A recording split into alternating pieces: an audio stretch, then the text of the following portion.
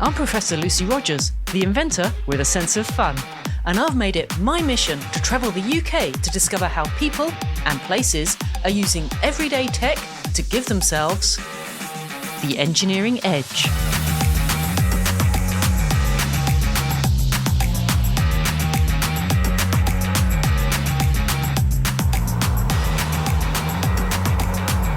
It's a drizzly morning in Oxfordshire and I'm stuck in a traffic jam heading through the Oxfordshire countryside to Culham, where the UK's National Research Laboratory for Fusion Energy is based, to find out what they're doing with fusion energy.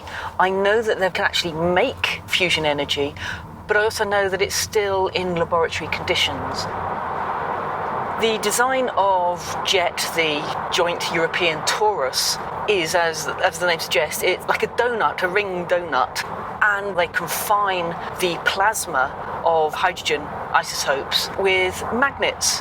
And the first people to actually invent this system were some Russian scientists, and the whole toroid shape is called a tokamak. Fusion was, and is, considered one of the holy grails of energy production. It was only in the 80s where the first tokamak-style experiments were conducted. There were a few other tokamak-style experiments going on, but only two of them were actually proved viable, one being JET at Culham. Since then, they've continued to change all the parameters, try and make it go for longer, do different temperatures, and make sure that they can confine this plasma, because they need to be up to 150 million degrees Celsius. And if that plasma then touches the sides of its containment, it will collapse, it will cool down, and probably the sides of the JET facility will melt. So they need to keep it contained, and they do that because they're using isotopes that have an electronic charge. They can do that with magnets and magnetic fields. It's stopped raining now, and I'm beginning to see signposts towards Culham, and I'm beginning to have a bit of a grin on my face, because fusion energy has been one of those sci-fi type things that's been in my mind for a while, and I remember hearing about it in the 80s and thinking, oh, this is really cool. And now I'm actually going to where they're doing these experiments. So my big question is, how can everyday tech give nuclear fusion the engineering edge?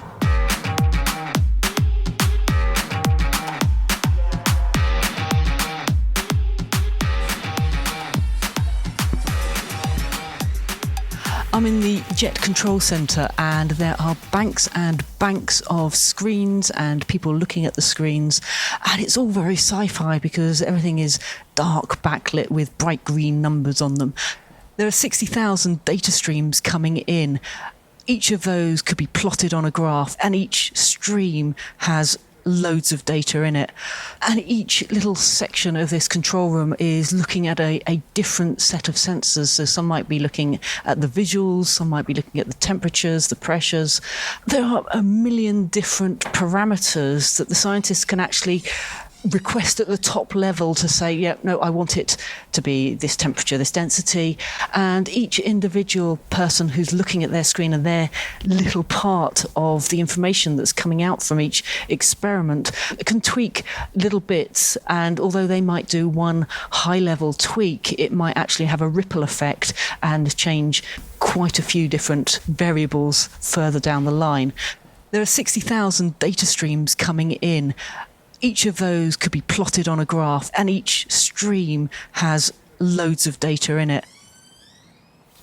In 1983, there was 172 kilobytes of data per pulse generated, but in 2014 it was up to 35 gigabytes of data, so moving from 172 kilobytes to 35 gigabytes. Today there's 70 gigabytes, so up to 70 gigabytes of data per pulse. So this is just so much data. So much data.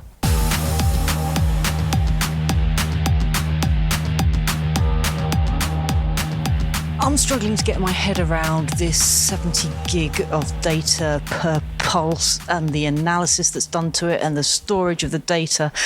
But I have heard that the head of the software engineering group, Alice Brett, is the person to talk to. So I'm off to go and find her. So I'm in the server room and I can see racks and racks of computing equipment and loads of blinky lights. It is blinky light heaven in here. The fan's obviously keeping the temperature down. And this is really the heart of JET, of the last 30, 40 years of information. But I want to know, how does it get here? And for that, Alice is the expert and will tell all. Hello, I'm Alice, and my job here is I'm head of the software engineering group, and one of the teams within my group is responsible for making the JET data available to scientists and engineers who want to make use of it. What have we got in here, Alice? There's quite a variety of computing equipment in here. It's the main computer room for the entire site, but an awful lot of it is to do with the JET experiment. So there is the main JET data warehouse, which is the final home where the JET data ends up. And there's the step before that in the journey, which is the whole set of local computer subsystems, which collect the signals together before they reach their final home. There's a whole lot of interactive computing clusters that scientists and engineers can log on to do their work. And then there's quite a lot of pretty standard Office IT servers and things that you'd find in any organisation. Over in that direction, in a separate compartment, there's some specialist high-performance computing clusters. One of them has graphics cards, so there's using a bit of everyday tech that people use to play their computer games for some very specialist mathematical processing tasks that they're well suited for. So this room is like the brain of the whole JET fusion system that you've got, the experiments. It's not only doing the thinking, the processing, but it's also got the memory, the storage of everything that's happened before. So how does it go there? It goes from the instruments. Mm-hmm. JET's surrounded by all these different diagnostic systems. So all of those diagnostic systems will have lots of complicated electronics, taking the data from the sensors, converting it to digital form, and then they store it on local PCs connected to those electronic cubicles. And that's the first step. After that, there's a process of organising the data into the form it needs to be in for its long-term storage so that people can easily find it again later. And it gets stored from those local PCs onto the next level, which is a whole set of computers called subsystems. And from there, they write their data onto the long-term storage in the JET data warehouse.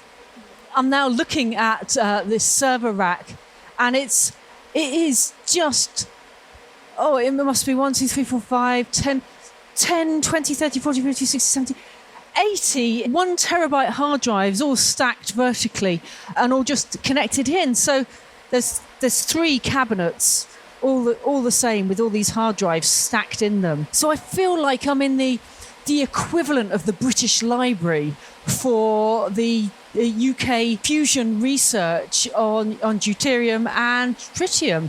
This is the hub. This is everything we know is here. It's amazing.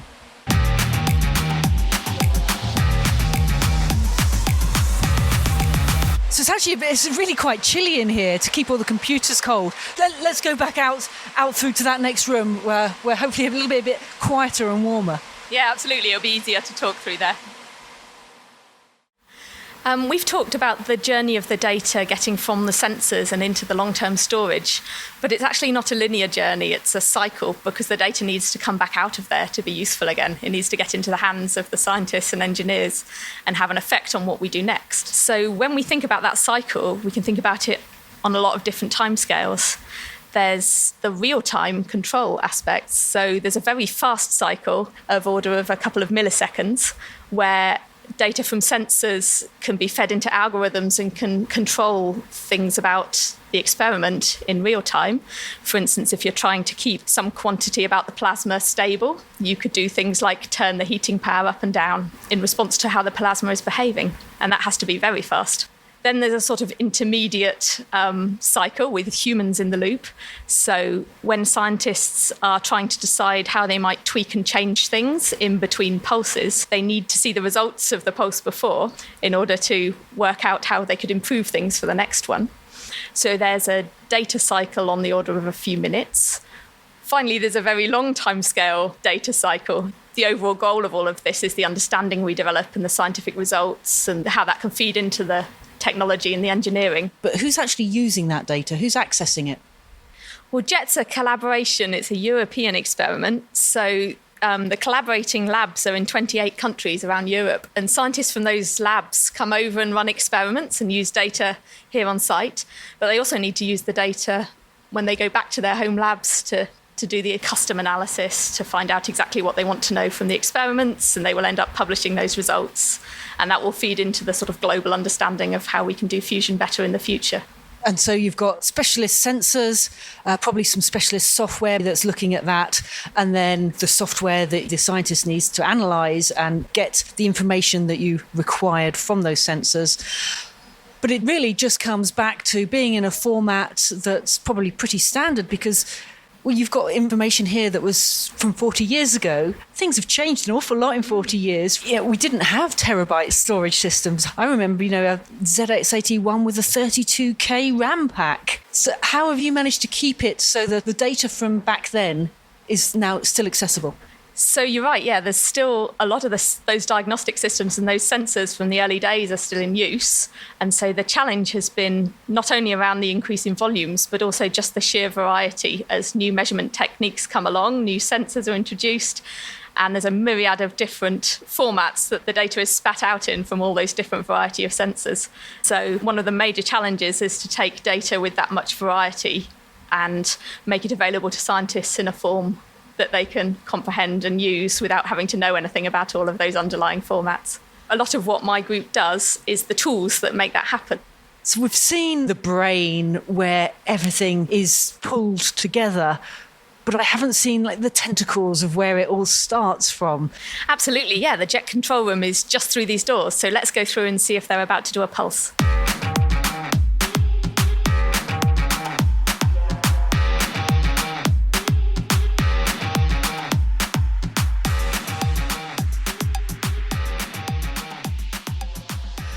So we're just walking from the control room through to nearer where the actual experimentation is happening. But because there are live experiments going on, we're not allowed too close. So I think we're heading to the assembly hall where we're going to actually see what we can see. Now I'm climbing up some scaffolding up into a mezzanine floor because we can see what it actually looks like inside. So I'm not actually looking at the real thing.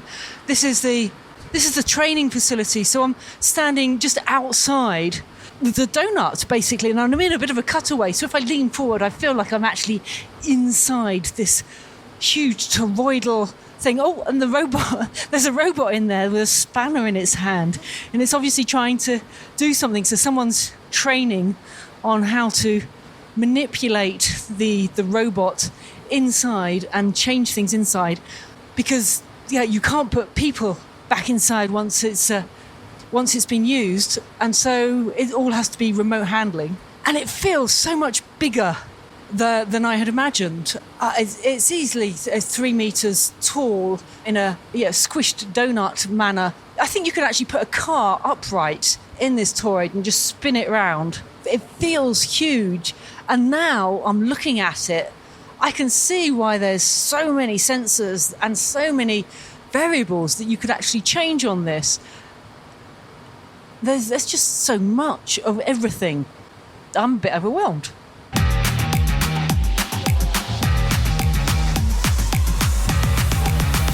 We're now in the diagnostic hall, and actually you might be able to hear the warning signals of they're about to do a pulse. 1 minute, 50 seconds. I don't think I'll be able to see anything from here other than some flashing lights, but I'm in a much more engineering feeling. Actually, I can smell oil. I've had to put a hard hat on. 30 seconds. The floor's painted red, and there's like scaffolding and gantries around, and an awful lot of cabling. So this definitely feels more engineering than science laboratory. So Alice, is there much bespoke equipment in here? So it would be a real mixture of off-the-shelf things and bespoke things in here. So it's really every individual diagnostic system is unique, and some of them, the sensor hardware will come with its own pretty standard electronics, and some of them there's had to be custom electronics developed to do the job. Now we're actually so close and a pulse is imminent. Can we get any closer? Yeah, we can go into one more room, which is called the assembly hall, and that's the closest you can get during operations. Brilliant, let's go. So I'm now standing as close as I can get to a fusion reactor. It's hotter in there than it is in the core of the sun. It's getting up to 150 million degrees Celsius, and must be 20 meters away from it. And the excitement of you thinking, yeah, I am very close to the hottest place in the solar system, and that's just mind-blowing.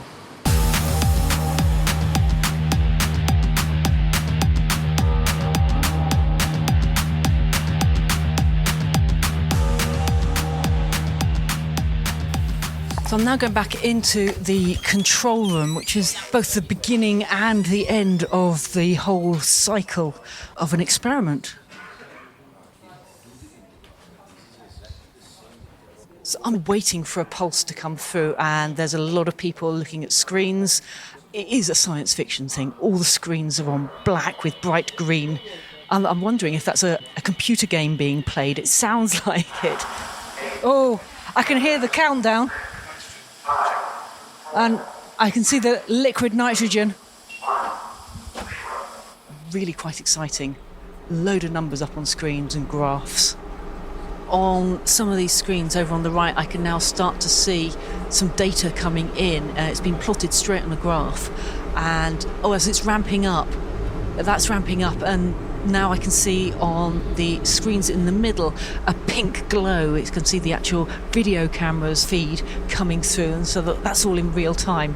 To start with, it looks like the tail lights of a motorway, a really long time lapse of that. And then there's this big red flash. It was longer than a lightning flash, but it was of that energy, electricity, pulsing, not quite alive thing. But apparently the actual hottest part is in the middle that doesn't glow at all, and it's just the outside that I can see glowing in a beautiful pink way. So I can see some of the other screens are now being populated. So the green indicates that the experiment is still live and information is still coming in, and then it switches to yellow where it's still collecting that data. So the pulse is finished, but the data is still coming in, and then it'll switch again when the data is ready to be read and used and is in a suitable format. Just seeing someone else's graph, and they've got a very pretty graph. I've no idea what it means. It's all blues and turquoises and yellows.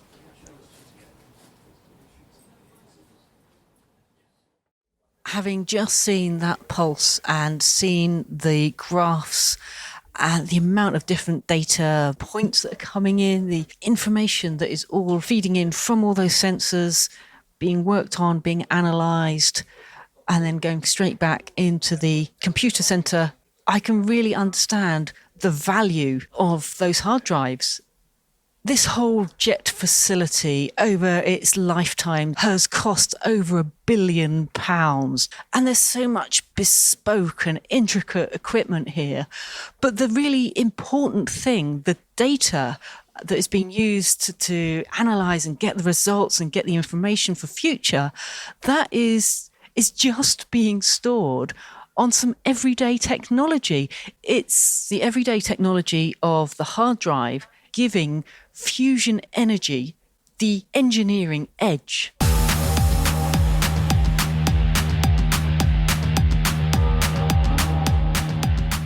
So I've had a fantastic day at Culham. Everyone there is so enthusiastic about all the work that they're doing. And looking at JET and seeing the the hottest place in the solar system, and I've just come outside and it's still a grey and miserable day here in Oxfordshire. But even saying that, I'm still really rather excited by what I've seen and bouncing about a bit. So I think I just might need ice cream to calm me down a bit, or maybe even a donut. Who's coming? You've been listening to The Engineering Edge with Professor Lucy Rogers. With thanks to Nick Holloway, Chris Warwick, James Edwards, Alice Brett, Fernanda Ramini, and the Culham Centre for Fusion Energy. The producer was Becky Singh, the series editor was Dan Page, and it was a Why Did the Chicken production for Design Spark. If you enjoyed the show, then please do 3 nice things for us. Subscribe, rate us on iTunes, and tell a friend how much richer their life will be if they join you in listening to this podcast. For more episodes and bonus content, head to designspark.com/podcasts. Ice creams.